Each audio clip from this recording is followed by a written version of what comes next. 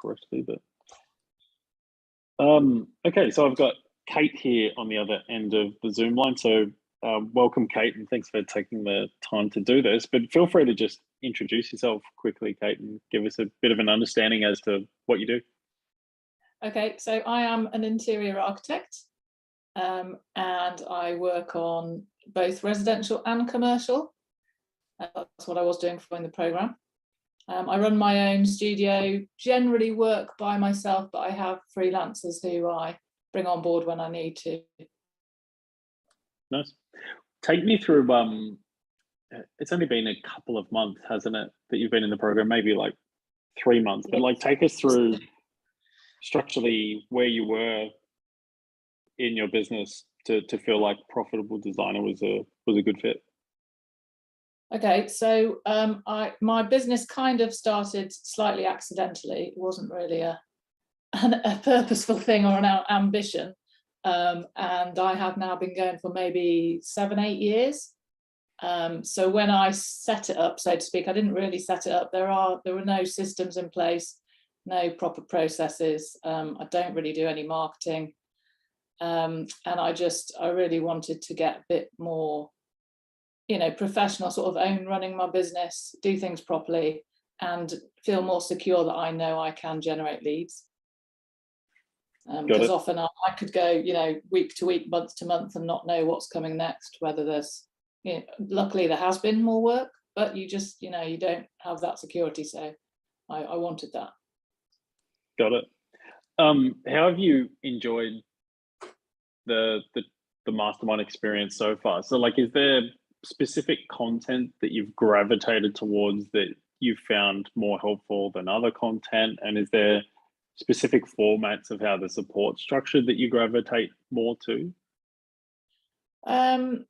Okay, so I would say, because I haven't really started implementing much of the practical strategies, I would say for me so far the biggest effect has been the mindset, the mind work, and I definitely see a difference there, which is brilliant.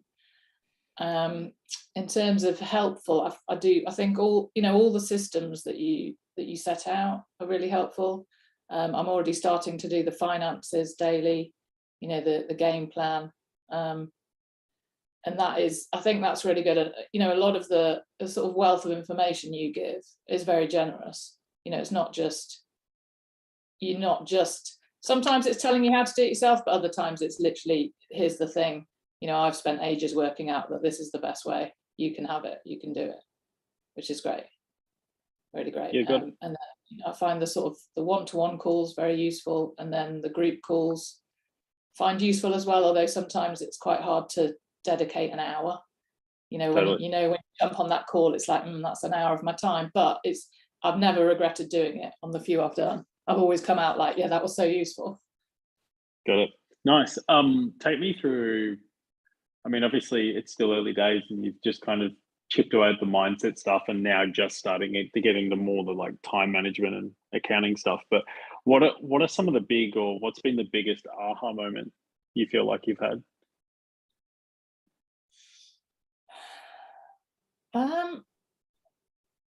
Well, maybe it's actually tracking my finances, because I know this is going to sound ridiculous.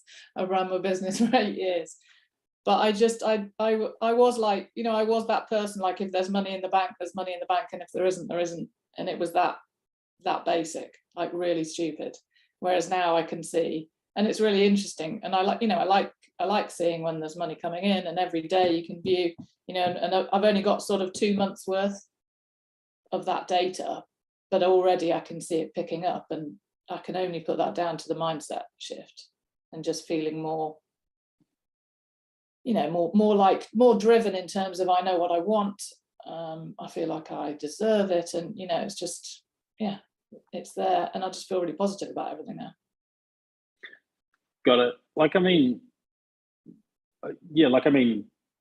Technically the biggest area that's kind of maybe changed for you is kind of the mindset stuff, because you're only that far into the training program. But like, take me through some of the results that you've been able to get from like a project standpoint, because even even, and feel free to kind of expand on this, but even just the mindset shift has kind of impacted the way that you're conducting yourself and how you are asking for fees. So like, feel free to kind of shed some light on what you've learned about that, and what have you actually structurally changed to be demanding kind of bigger fees, I suppose, if anything.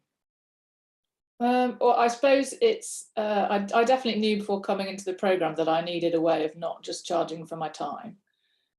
And although, you know, I am quite new and I sometimes slip back into, oh, how long is that going to take me? But I suppose it's all right to do it as a check thing, but generally to see it more as charging for the value. You know, and sometimes if I was doing a fee proposal, I might look at what I've come to for the end sort of fee to charge, and then think, oh, that's going to sound too expensive for what they're doing. But then now I'll sort of stop myself and think, well, hold on a minute, what's the overall value of their house? You know, what's the overall value of what this is going to do, how much it's going to change their life, and then even increase the value of their house by getting it done properly and beautifully and brilliantly, you know, and they don't have to worry about it. So it's thinking in a different way, definitely. Yeah, it's funny. And then also going after the right clients, you know, like if I know, I mean, my work is heading that way anyway, that it's getting more high end, which is better for me because it means they've got a better budget. I can do nicer work, and, you know, not wasting my time perhaps chasing or marketing to people who don't have that sort of budget. So then I'm, you know, I mean, regardless of whether it's still value to them, they might really want it, but if they physically can't afford it, that, you know, it's probably the wrong niche to be going down. Totally. So take me through like how has this changed your outlook for what your business looks like in the future?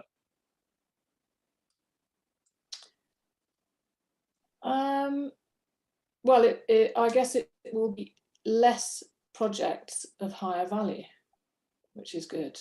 And I still need to sort of find a way of delivering projects without doing so much work, because as an interior designer, it's the project work itself is quite time consuming. So whether that's me just being a bit more confident in what I'm proposing and not showing them loads of different options, that could be a quick fire way of not doing quite so much work. Yeah, or you know, getting the sort of clients who really trust you to just go and do what you think's right, and then I'll do what I think's right without doing lots of options. Got it. Nice. Well, yeah, thank you, Kate, for taking the time to give us some thoughts and feedback on the program. But yeah, have a lovely day and we'll chat soon. Thank you. No worries.